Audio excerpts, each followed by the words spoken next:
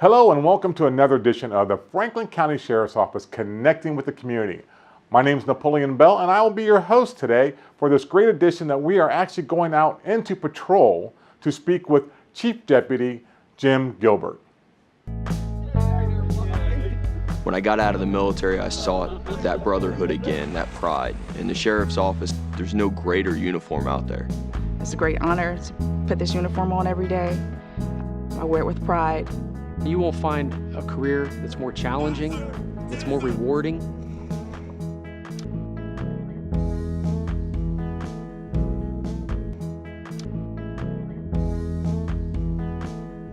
We are here in the offices with Chief Deputy Jim Gilbert. Welcome to the program, Chief. It's a pleasure to be here. Thank you. So glad to be able to, that you've let us into the office here to the command center that I call it, because this is where things happen with patrol.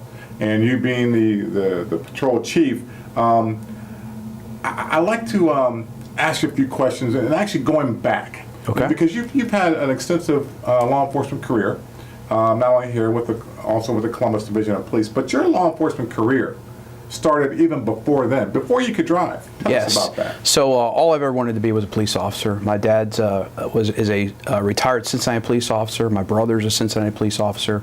So from the age of about 4 or 5 years old, it was a passion. I just wanted to walk in my father's footsteps. So I started out very young at 14 being an explorer with the Hamilton County Sheriff's Office, a police explorer, a cadet program. And then obviously I went to a high school at vocational law enforcement at Scarlet Oaks in Cincinnati. So growing up in a police family, it's something that I always wanted to do. I worked for a couple of small jurisdictions just getting my start in Cincinnati. My first full-time law enforcement job was at Miami University in Oxford, Ohio.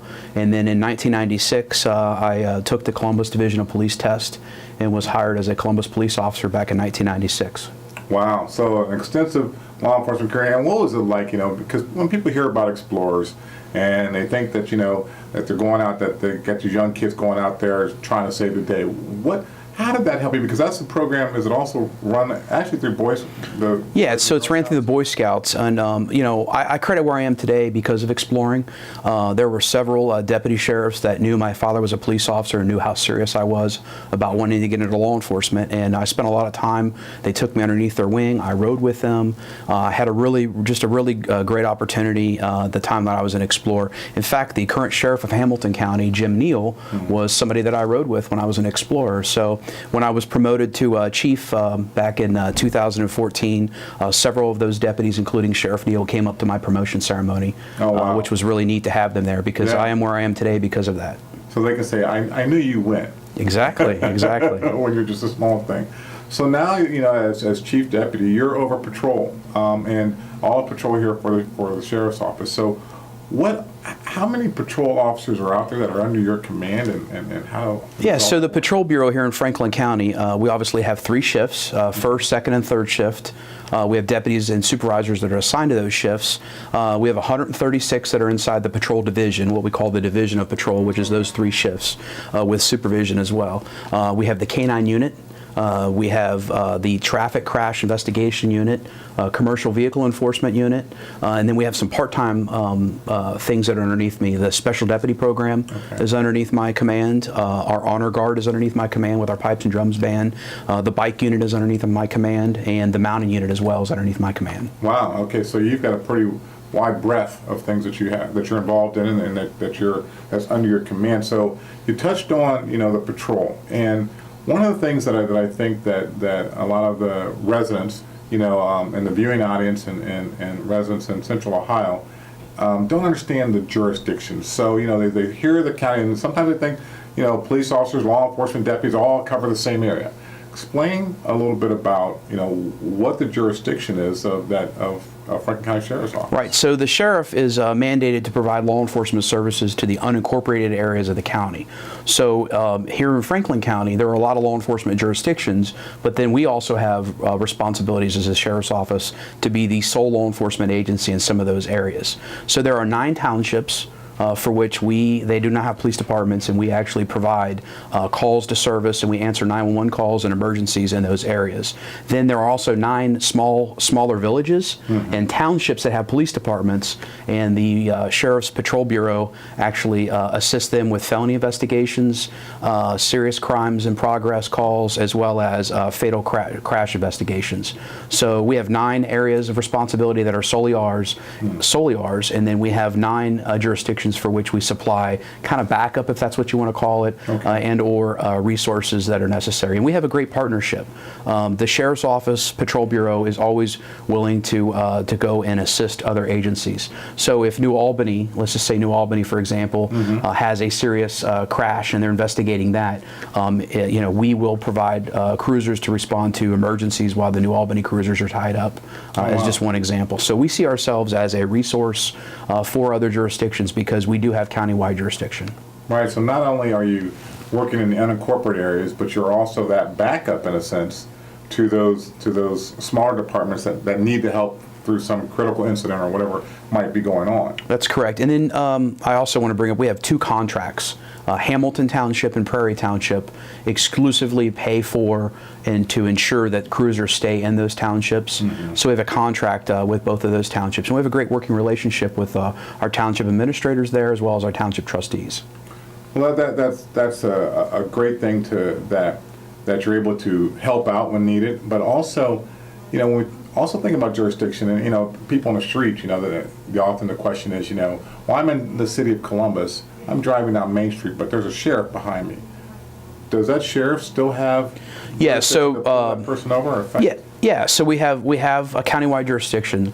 Lots of times, and one of the things that we try to educate the public on, just because we're driving through a jurisdiction does not mean that we can't make a traffic stop or take enforcement action. Now, if the Groveport, for example, has 4 Groveport cruisers working, we're not going to send deputies into Groveport to patrol because they have their own police department. But if one of my deputies is driving through Groveport and an emergency call goes out, then obviously they're going to respond to that.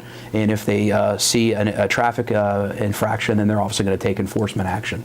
So it's quite frequent that we have deputies that are assigned certain areas of the county that are either answering a call to service or making a traffic stop in multiple jurisdictions throughout their tour of duty. Okay. Wow. So that is almost one of the most frequent questions that we get as far as in regards to jurisdiction and who can do what where.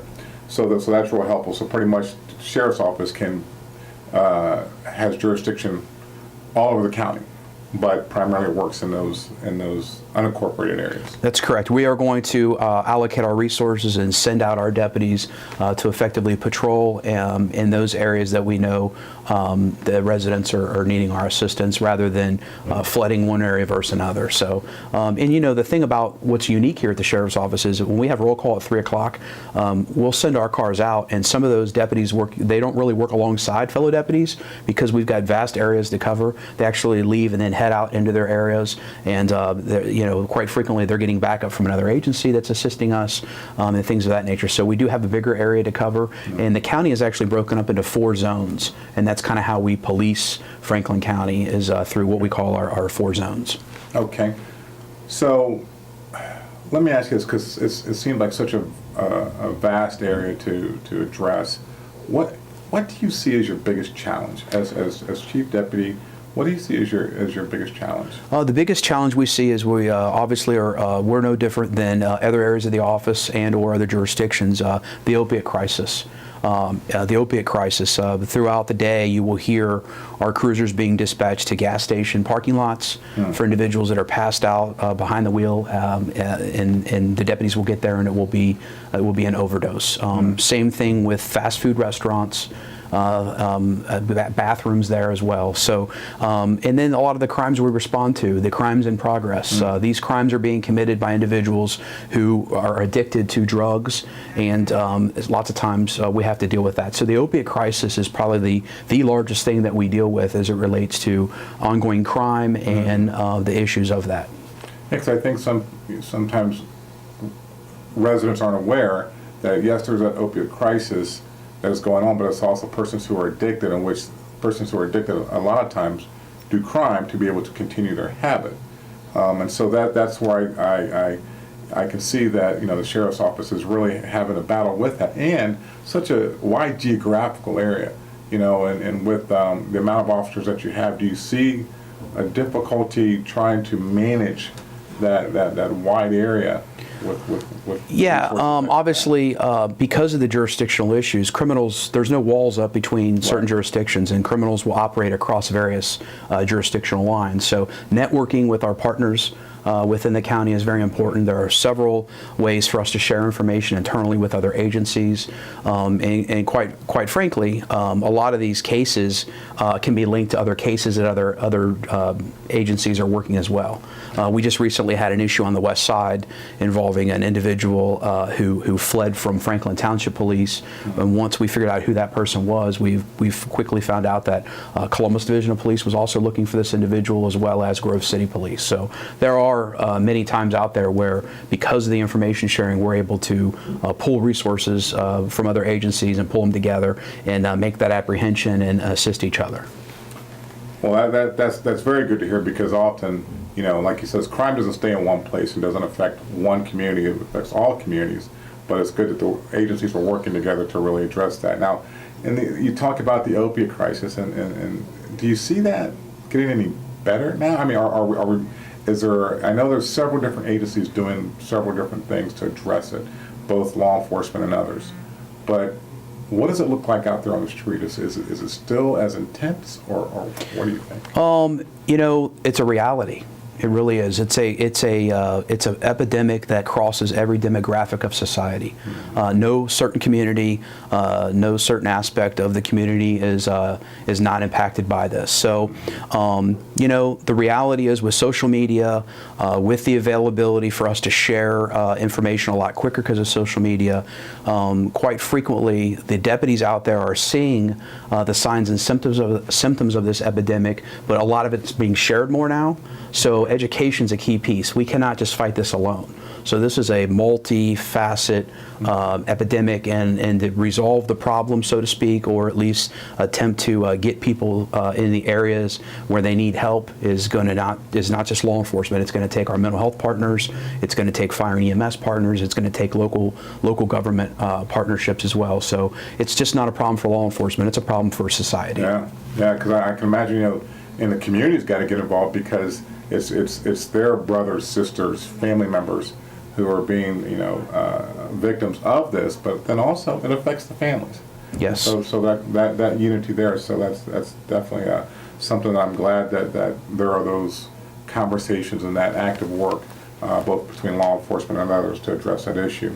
Now, speaking of training, though, because I'm sure those officers that go out on the street have to be well trained to deal with situations such as that, and then others. And there's a CIT. I see that you have a CIT button. Could you explain that a little bit? Yeah. So CIT was created in 2003. It started at the Columbus Division of Police. I was able to be one of the first 20 officers to actually go through the program. It's a great program. Basically, it's additional 40 hours of training for an officer or a deputy to be trained in mental health awareness. Part of that training and part of the aspect of wearing this pin is it's the availability for the family members to quickly identify and readily identify with the deputy or the officer wearing the pin that they've been through the CIT training. So the availability for that deputy and officer to ask additional questions and or pick up on additional information that's needed related to that call to service or in dealing with that individual is very important, and where to refer that person to. So, mental health is also part of this opiate crisis.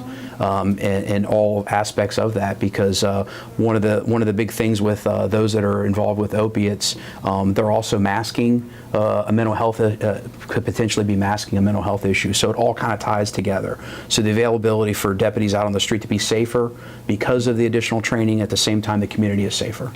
Wow. So mental health is definitely I guess the underlying issue when dealing with those who are addicted. And so that's good to hear that we're not only dealing with the symptoms of this, but also the root causes of them even starting to do, drugs and what have you. Correct. So are all officers, deputies, CIT trained? No, we have approximately 65 deputies within the Patrol Bureau that are CIT trained. That training is done 4 times a year. through the Adam H. Board, NAMI, and the Columbus Division of Police. So we send over as many deputies that we can get through that training, and that training has been very beneficial so far. In fact, we're getting ready to have our yearly award ceremony. Out of that ceremony, we have several deputies that are being recognized for their efforts in suicidal type runs that were also CIT trained. So, lives are being saved out there by the individuals that are the officers that are CIT trained. Wow, that's amazing. So definitely chalk those up for thank goodness that they had that training. Correct. To be able to address those issues in a way that it saved lives. Well, you've been in this position, been with the sheriff's office for 5 years now, and I know, when people make that transition and you came in as a major and then to a chief deputy, what was, did you have a goal set? As a chief deputy, I want to achieve this. Did you have something like that, and if so, what was it? Okay. Well, my leadership style is one in which I try to always make a decision based on how I felt as an officer out on the street. So the decisions I make as chief related to potential equipment purchases, a policy change, an SOP change, anything like that, I always try to factor in and think, okay, if I was a third shift cop, how would I feel about the decision that the chiefs made? So I try to factor a lot of that in. One of the things that I also did was I want our deputies to feel like they've got the type of environment that's conducive for them to feel like they have the support to go out and do the job. I talk about it all the time. 98% of our job is to be professional, look sharp, and be out there to handle whatever calls to service may happen or whatever proactive enforcement efforts a deputy needs to make right in front of them. 2% is to survive and make sure we go home to our families. But it's a light switch you've got to be able to turn on and turn off. So I'm very impressed with the individuals that work for me and the professionalism that they show and display on a daily basis. A day doesn't go by that I don't receive an email from a supervisor or a compliment from somebody, in a social media type post, thanking something that a deputy did out on the street. I just wish there was a better way to recognize the great work that the men and women do. And I try to do that by acknowledging their work, but I wish there was a way for the public to really see all the negativity towards law enforcement. Sometimes it's not really there. It's a lot more positive. And there are a lot of routine things that law enforcement officers do that are more on a positive note. So one of the main things that I did here was I looked at our equipment. What better equipment can we have to have a deputy ready to respond into any situation? In one example would be, we did not have throw ropes in our car related to a pond rescue. During winter months, sometimes we have individuals that go out on ice and they break through the ice. Well, a deputy can get there first. So I got with our dive team and we purchased for all cruisers throw ropes. So that we can, in essence, effect a rescue before fire gets there. The other thing we looked at was officer down kits and tourniquets. We looked at ballistic helmets. We looked at ballistic shields. We looked at rifles. The necessary equipment for a deputy to arrive on scene of a very active situation and be able to not only protect himself but protect the citizens. So equipment was a big thing, and expanding training and equipment as it relates to roll call training and things of that nature. So I'm always looking at lessons learned from incidents across the United States and how we can better prepare mindset-wise and training-wise the deputies that work here in the Patrol Bureau. Wow. So and one thing that I've recognized about you, and just coming over to the office on various times, is that not only do you talk the talk, but you walk the walk. You actually go out on patrol. I think that you guys have a day or something that you guys go out and yeah, every now and then I'll park my unmarked car and I'll take a marked car out to be out there amongst the men and women that I work with. I do that for a couple reasons. I don't want to become complacent. I've been a cop for 25 years. I oftentimes feel like I'm a cop who happens to be of rank. It's important for me to wear my vest to work every day so that I can exhibit to the men and women that work for me that I take my officer safety serious and that they should as well. And I'll occasionally go on runs. I mean, there are days where I drive home and if a run goes out and I'm nearby, I'll respond and back up a deputy or an officer on a run. So to me, I think that's important. Again, that's what, as a third shift cop, I would appreciate somebody high level within a law enforcement agency stopping out to make sure I'm okay. That would be neat to me. That would be neat to have a chief back me up on a traffic stop. So I try to always remember those things, and I try to lead by example. Exactly. No, that's great to hear, and it's great to see that you do that because that's showing an awful lot of support for the law enforcement. deputies out there and saying that you're there with them, because sometimes, as you say, you know, you can forget where you came from, and so this keeps you in that mindset. So one last question, and you know, we kind of touched on it, but you know, being in law enforcement, you know, it's a tough and dangerous job, and doesn't get any easier. But you know, whether it's the bad guy or on the street or something else, there's still that large trust gap between community and police. How do you come to work every day knowing that there's that gap, and going out and having your deputies go out into the community and dealing with that, but yet still keeping this positive outlook and keeping your deputies positively focused that they're doing the right things out there? Right. So I call it the spirit of a good police officer, the spirit of a good deputy. You know, to be able to come to work and still have passion to want to do the job. You know, don't take anything for granted. Don't take that an individual that you're dealing with, don't take it for granted that they understand and know what information was provided to you during the call. So one of the biggest things that I think that law enforcement has to do a better job at doing, and we really work to strive to do that here at the Sheriff's Office, is there's a lot of whys of policing that need to be talked about. Why did the officer do this? Why did the deputy make me sit back in back of the cruiser? So lots of times individuals just want to be treated with respect and dignity and be given an explanation. So the days of us just saying, I'm a cop and that's why, and walking away are over. We've got to better explain to those individuals we have contact with why we took the officer safety actions we did and how we handled that certain situation. And lots of times people just want the availability to vent and have explained to them why they were treated the way that they were. There are certain situations where we have to act very quickly to ensure with the information that we have that we are safe. And in doing so, a lot of people get offended by that.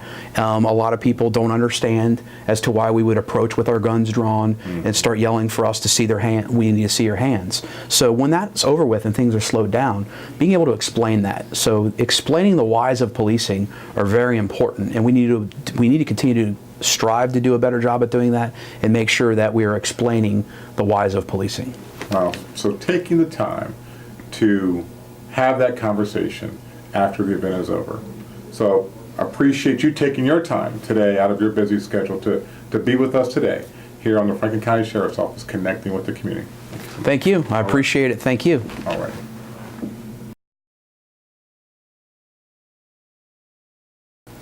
You know, Jim, it's December, right? And that's holiday season, Christmas, and all the other holidays that go on during December. What about some tips for our residents? How do they stay safe? How do they keep their stuff in their cars safe? I mean, there's all these different things that happen during December. Yeah, so obviously we in law enforcement, and everyone's aware that it's the holidays. Well, who else knows that but the criminal element as well? So with it being the holidays, the hustle and bustle, people are going to be in a hurry, people are going to want to be getting out and shopping. There's going to be a huge increase in the criminal element that's out there. Watching for individuals that aren't paying attention, walking to and from their car. So obviously our main concern in law enforcement is educating the public to let them know, hey, be aware of your surroundings. You know, you should not go out by yourself. You should maybe take a friend, take a family member, and then be aware of your surroundings. Don't be on your phone. Don't be preoccupied as you're walking to your car with, you know, the $300 or $400 worth of things that you just bought inside the store. Right. So surroundings are important. Where you park is important. Make sure you park in a very lit area.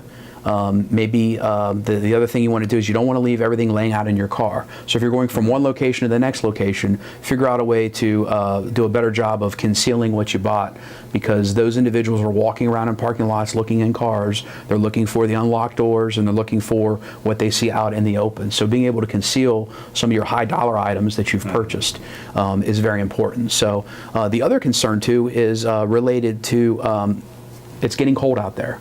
So as it gets colder, people want to go out and they want to start their car up just for a few minutes. I just went out to start it for a few minutes, and the next thing you know, their car's gone. So we see a huge increase and a huge spike this time of year with auto thefts. That's been on the news recently. Yes, we continue every year to talk about this, and it continues to happen. So think about spending that extra money on a remote starter, thinking about you know, giving yourself the extra time to go out. And I know it's cold out there, but to go out and actually be in the car rather than leaving it running and going back inside. Some people I've heard that they'll have two keys. And so they'll start the car, lock the doors, and then come back out and unlock. Yeah, and most of your newer vehicles have the Yeah. remote starters anyways, or at least a remote control for you to be able to do that. But just be very cognizant and aware that obviously we see a huge spike in auto thefts around this time of year. Now let's talk about the actual day of Christmas. So Christmas is here, and you've unpacked everything. You've got the 60-inch screen TV that your husband bought you or your wife bought you. You know, you might want to break that box down. By you putting that out on the curb, you're letting everybody know driving through the neighborhood and or the criminal element that you've got a 60-inch screen TV that's inside the house. Right. So the availability to break those boxes down and or do a better job of not letting everybody know exactly what may be in the house because of Christmas is important as well. Well, then also, I think along those during Christmases, people might be on vacation, gone. How do you make sure that somebody doesn't take advantage of that? That's correct. A lot of people travel on Christmas, right? They're going to go out of town and visit family because it is Christmas. It's Christmas Eve.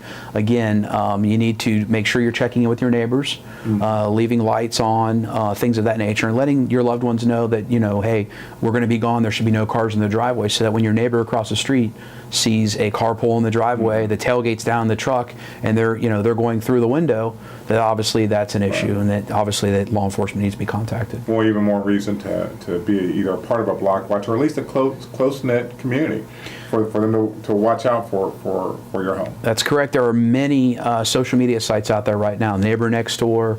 There's a lot of block watches that are now communicating better over social media, alerting individuals, sending pictures, suspicious vehicles, and things of that nature, which a lot of law enforcement agencies are tied into as well. So the importance of sharing information, see something, you see something, you want to act upon that, and make sure that you're checking in on your neighbors. Very good, very good. Well, hopefully everybody's going to take your advice and be safe out there during the holiday season. Yep.